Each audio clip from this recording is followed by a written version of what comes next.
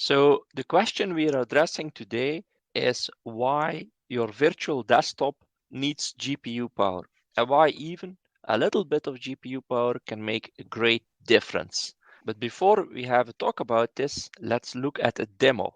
And Kunrad, you prepared something for us. So we have two desktops here. One has a GPU and the other does not. So we want to show you what the difference is on the desktop itself. So here we have the desktops open side by side.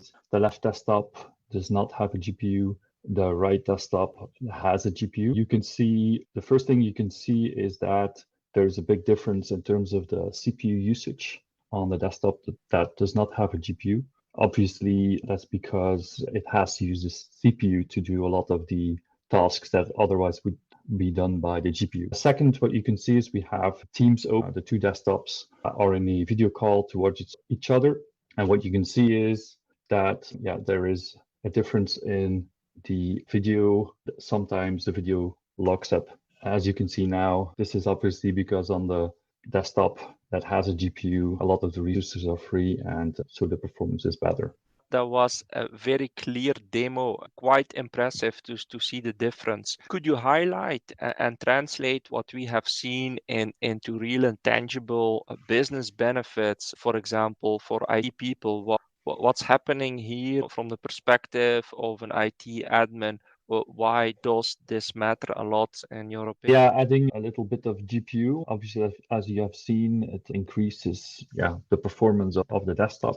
So a lot of applications nowadays need a little bit of GPU, Office applications, Teams, video conferencing, even PowerPoint, things like that. They all need a little bit of graphical power. And so for the IT people, if the user has a better experience because of the GPU, if all of their applications are working as they should, obviously they will have less tickets on their service desk. So that will benefit them. Also, in terms of the machines themselves, they will need less CPU, as you've seen in the demo. The machine without the GPU is using a lot of CPU. So that also means that you would have to give the user a lot of CPU. So you can save there in terms of the hardware itself by adding a GPU. So I think those are the advantages from the IT side. Definitely. So in terms for the end users, Koenraad, why does this matter for end users? I'm asking here an odd question, obviously, but how would you describe that? Yeah, so obviously users want to have a great experience on their desktop. If they are doing a video call and it actually hangs, the video hangs, that's not what users want, and it will decrease their productivity. Is also on applications that need GPU. If they are slower or hanging, it's not a good user experience. So that's why adding a little bit of GPU will increase their productivity a lot. Definitely. It's such a no-brainer.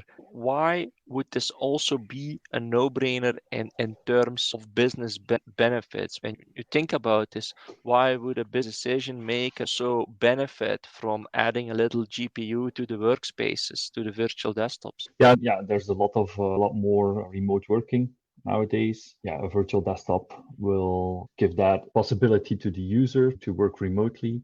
Obviously, they want to have a good experience. So again, we come back to the need for a GPU.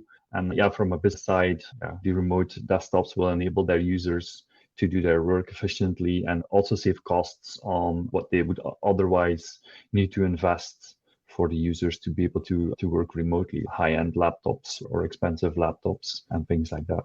Now, makes a lot of sense. Thank you so much, Kunrad. This has been super enlightening, and I'm looking forward to your next demo. Great, thank you. Thank you. You're welcome. Bye.